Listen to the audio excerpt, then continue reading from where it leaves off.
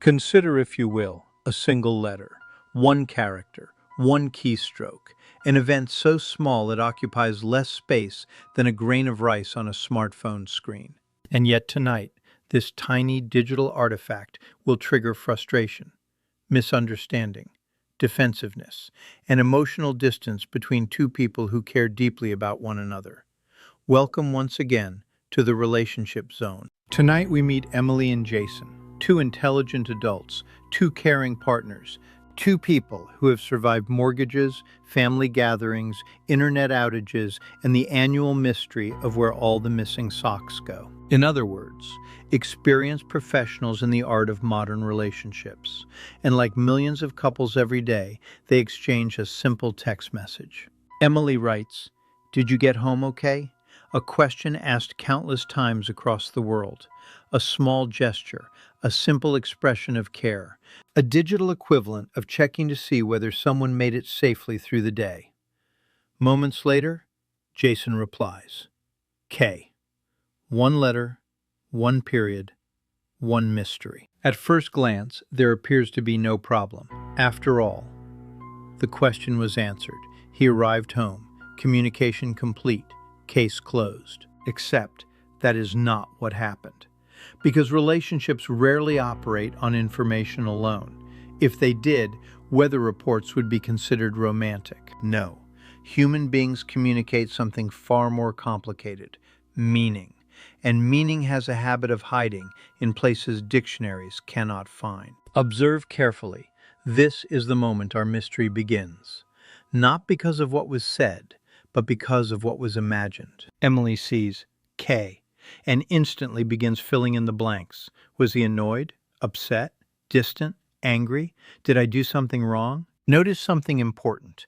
None of these conclusions were present in the text itself, yet all of them suddenly feel real. Because human beings possess a remarkable ability. We can turn one letter into an entire emotional screenplay, complete with dialogue, music, and worst-case scenarios. And now we enter the Shadowland, that invisible territory where assumptions quietly become reality. Emily is no longer reacting to a text. She is reacting to a story. A story that says, he doesn't seem interested. He doesn't appreciate my concern. He doesn't want to connect. Meanwhile, Jason is having an entirely different experience. He sees, that's all, and immediately hears criticism. He thinks, I answered. What did I do wrong? Two people, two stories, neither one aware of the story unfolding inside the other's mind. Now our mystery takes a surprising turn, because the argument was never about the text, and it certainly wasn't about the letter K. The true conflict lives elsewhere. Emily wasn't asking, did you arrive home safely? Not entirely. Her deeper question was, do you still want to connect with me? Jason wasn't saying, K.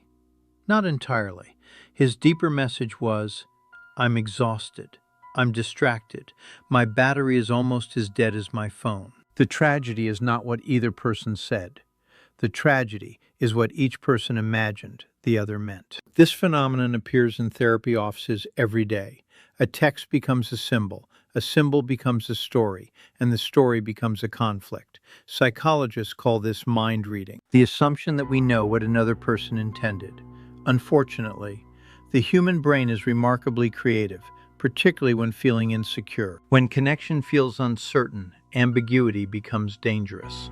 The mind rushes to fill the empty space, usually with fear, rarely with generosity. Let's visit an alternate version of tonight's events, a parallel universe, one where curiosity arrives before assumption. Emily texts, did you get home okay? Jason replies, K, long day. I'll tell you about it when I get home. Emily responds, glad you're safe.